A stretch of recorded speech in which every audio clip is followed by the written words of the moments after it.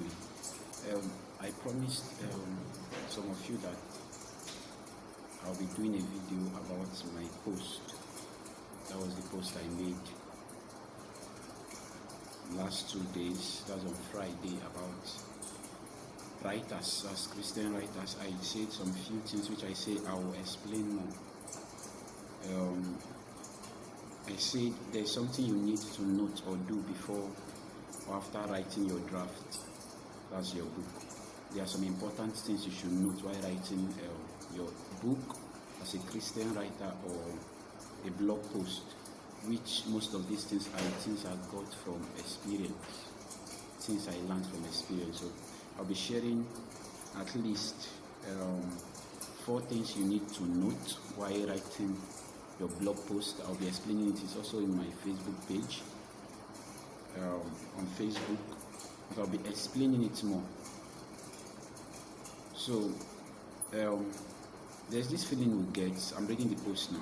There's this feeling we get when we write a blog post or writing just to post on Facebook or any other social media platform with the aim of blessing someone or attracting followers, reactions and comments, whatsoever your reasons are or maybe, which is different from the feelings we get by writing a book. When writing a blog post, we tend to or should calculate and articulate what our followers need and how to engage them properly with our thoughts and belief system. And that most times causes us the following. Now, these are the 4 things that whenever you are writing your blog post, you need to identify. These are the 4 things you need to look out for. These 4 things, am I applying them in this my particular post as a Christian writer, or am I following these rules? Because these rules are things that you can actually avoid, but if you can follow these rules, I'll say faithfully as a Christian writer, it will bless you. And one of the rules here in my post, which I say I will explain more, is not to write a lengthy message even though we are inspired to do so, or apologizes 99% times when we do. I say the reason because our followers didn't come online to spend it on a post. Now, when you want to pass an information online, now I'm talking about writing a blog post, the things you should follow and look out for. We writers, we tend to write long messages, and most times these long messages are important, we do them, but most times when we write these lengthy messages, we tend to apologize 99 times or 99% of the times that anytime we write like a long post, we have to apologize and say sorry for the lengthy post, even though what we posted was creative or let me say important, and our followers actually read it, some of them, and they benefited from it. The reason why we apologize, and it's important you do it and tell them sorry for the lengthy post, is because most of them, even you will realize that most of the lengthy posts you don't read them, or you read half, you let the rest go. You realize that you don't come, whenever you log into your social media, you are there not because you want to spend it on a particular post. No, you are there to check something. Some of us as writers, we are not just coming online to chat. Like me, I don't just like coming online to come and chat, especially on Facebook. I come there for my business or just my writing whatsoever, or just to read few posts then log out. That's what I do. Now, you realize that your followers are not coming there to spend it on your post. So whenever you write, if it's possible, reduce the lengthy words you are writing about. Yes, I know the inspiration will be much on you, but try your best to reduce what you write. And even though when you write a lengthy message, let it be once in a while, not regular, because if you make it regular, your post will start becoming boring. And most times when writing these lengthy messages, even though you say, okay, let me be writing these lengthy messages once a week, make sure you the contents are important. They are like things that will keep your followers glued to your post. Let it be things that will catch the interest of your followers. Don't just copy anything and paste. Write it in let me say, in a layman language or in a simple English that your followers can just read and understand. Don't just write something that is so lengthy that when they read it, they even struggle, just like reading the Old Testament. You now say, this person begat this person begat this. Most times, as believers, reading the Old Testament is the hardest thing to do. One, it's lengthy. Two, the words, the names there are hard to pronounce. These are the two reasons why we tend not to like the Old Testament. Like me, I love reading the Old Testament, but when it comes to those names, it's very lazy to read. It's very the truth. Every believer will tell you that he or she finds it lazy or reluctant. He or she finds reading the Old Testament reluctant. The reason is because they are lengthy and the pronunciation are hard. Come on. That's why most persons don't buy King James Version of the Bible, because it's a little bit hard. So when you are writing, use a plain English when you know your words will be lengthy. People prefer I would say simple English, and they prefer content that drags and attracts their attention, not just posting 1,000 words and all of a sudden I read everything, I can't benefit anything, I don't understand anything, because the English you are even using there, yes, you have professional followers, it's a perfect thing, but try to communicate. Remember that some of your followers are illiterates, you may call it that way. Some of them do not have that qualification you have, so engage everyone. Don't just do it alone. Don't just say, let me post for this class and forget about this class. You are writing to all, not for one class. Okay, the second point I made there was, I said I'll be giving you just four, the four I talked about. That's to be less controversial even when we are inspired to teach on a controversial topic. The reason, to avoid disagreements and bad reactions even when it's true. So many times you have a controversial message. It's just like saying, I don't believe in tithing. Because I will say it's not in the New Testament, like some believers say. I will say I believe in tithing. It's in the Old Testament. The Old Testament and the New Testament are in the Bible. You see, these messages are controversial messages. This kind of teaching are teaching you should call someone face to face. You discuss, lay your points, convince the person. This kind of discussion are not things you are actually supposed to write online if you are not ready to explain it properly to your followers, because this will bring up argument, and most of them are unbelievers. Don't think you only write to Christians. No, they are unbelievers. So even as you are writing these things to your followers, understand that you are ready to explain what you just said. Don't just release a rhema. You know, I see a lot of posts and I'm just like, wow, who is this person?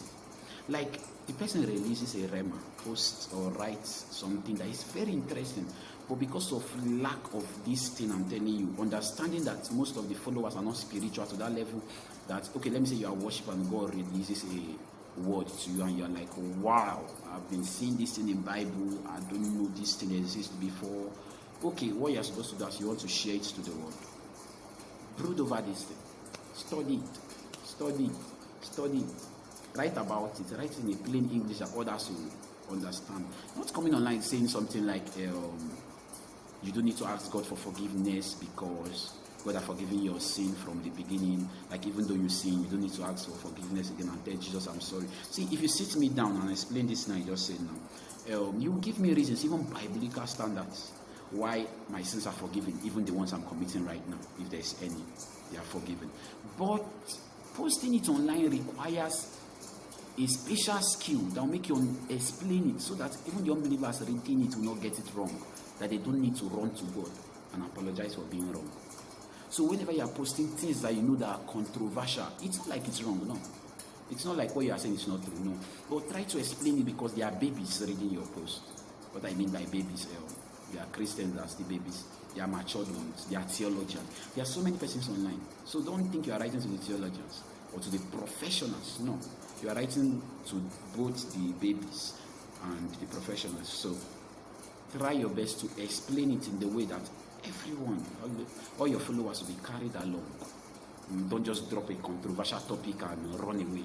Or when they say explain, you tell the person, go and read your Bible. No, explain it. You are the one that posted it. So to avoid those kind of reactions, those bad reactions, Try your best not to be controversial with your post. But sometimes the Spirit of God will lead you, the Holy Spirit will press into your spirit for you to say something about that topic. Explain it properly. There are some ministers in, let me say, gospel artists that I always see their posts. Most times they post about controversial posts, but the way they explain it, I love it. I don't even have questions when they finish. All I do, I learn from it and move on. So whenever you are teaching a controversial message, try your best to explain well. It's important. Releasing Rhema online requires explanation so that you will not send somebody to hell with your Rhema. You release a Rhema and all of a sudden you just posted it, no explanation, nothing. The thing is not going straight. Just like you say, God have legs, and you have Bible that you say God gave you a Rhema that he have legs. It may be true depending on the aspect that you got the Rhema from. Even the Bible said he lives in heaven and the earth is his footstool. Yes, that means he have legs. So when you release this, remember that unbelievers that don't know this Bible scripture I just quoted now are also online. So try to explain it so that they will not start feeling that God is a human being, that is a man. No, it's not a man.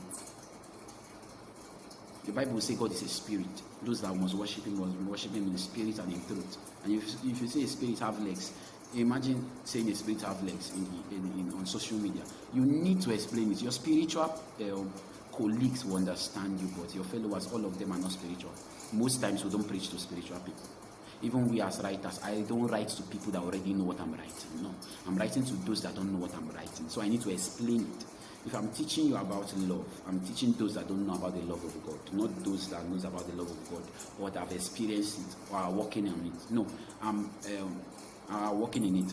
I'm talking about those, and I'm relating this about the love I'm teaching about to those that don't know about it. So I need to explain properly what I meant by whatsoever I will say. Okay, that's about the controversial. I just have two to go. To choose our words carefully and constructively, even though we may not mean most of the things we say or said, mostly when we are joking or catching fun. Reason our followers don't know our current emotional state, so they are likely to misjudge, misquote, or even rebuke our innocent post or view. Most of our followers, they have this spirit, or I'll call it this mindset, to judge, especially when you appear as a Christian writer or a Christian who always write excellent things online. They are just waiting for this minute when you make mistake.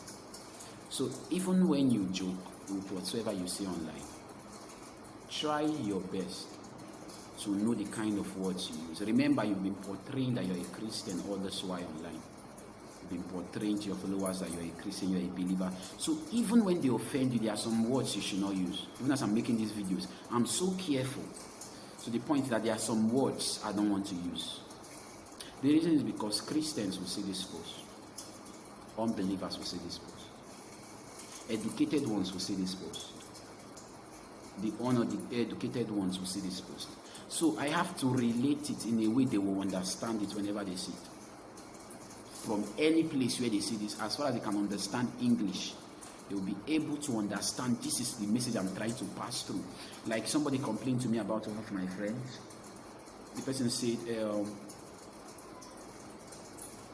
I was chatting this particular lady up, and the way she was talking to me, it was wrong. She's even a Christian and all that. That look at the person screenshotted the person's chat and sent to me. Now, it's true that the lady in question was right, because I heard from both sides. The lady was right. But the difference was the lady used her words wrongly. She was portraying to be a Christian all this while. And all of a sudden, this guy decided, okay, he got angry with something she did, which just natural, things we just do naturally, and some persons get angry, we just apologize and all that.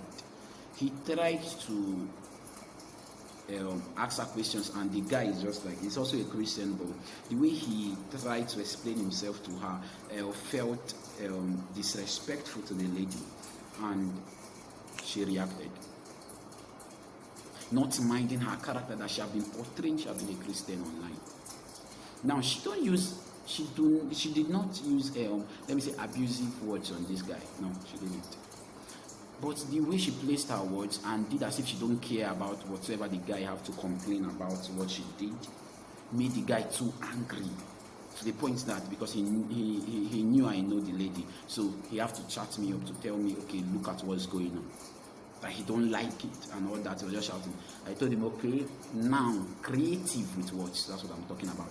Now I have to tell the guy I'm sorry. He was complaining, asking me, is that how this lady behaved? I just told him no, that it's just because maybe she was having a bad day. Now I'm trying to be creative with my words, not to say something bad about this lady. At the same time, trying to calm the guy's temper. That's the same way you should be creative with your write-ups, with your words. Even as you are joking online, there are some words you shouldn't say because you've been portraying this image that you are a Christian. Don't joke about everything.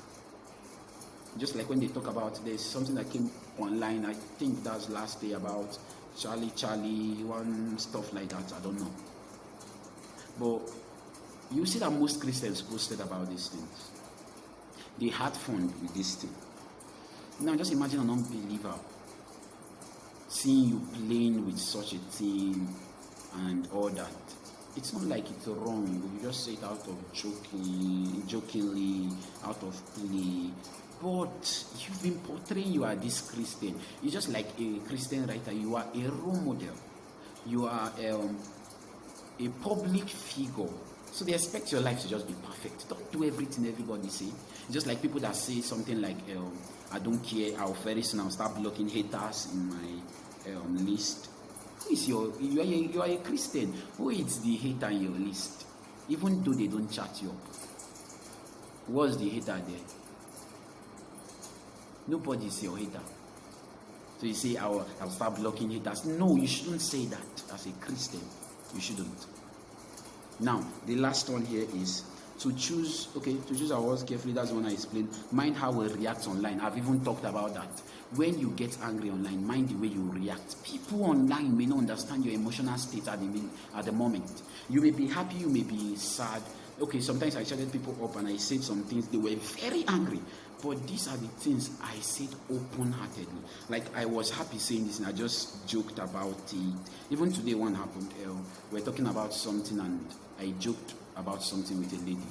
All of a sudden she got angry. I was like, later I met her, I said, no, it was a joke. Now you see that even if I'm writing something or one of my followers gets me angry or got me angry, any English you want to use, whether past tense or present, you see that reacting is the most important thing. To know how to react online, to know what to say and what not to say. Don't say everything you hear. Don't say everything you want to say. Don't say things as if you are careless. No, don't say things like that. Make sure everything you are going to say are things that you can defend, even after you settle the anger in your heart, even after you settle everything in your heart. Make sure these things are things you can follow straight. Things you can, like, if somebody gets you angry, calm down. Use plain English. Don't try to explain yourself immediately, because most times these explanations are wrong because they may not understand it the way you are saying it to your heart. I prefer apologizing to somebody face to face than doing it online, because the person may not know that you are really apologizing. You may be sending emojis that seem as if they are crying, but the person may think you are not serious. But when we talk face to face, I can cry before you, then you know I'm serious. So mind the way you react online. Mind the way you talk online. Mind the things you write. Take note of these things when you write. It's important. These things are just for beginners. Mind all these things. It's not everything you should joke about. Even when you joke, be constructive. That's why they have that word, constructive criticism. Like, you want to criticize something, you do it constructively. Like, this thing got you angry very well. You are supposed to tell the person,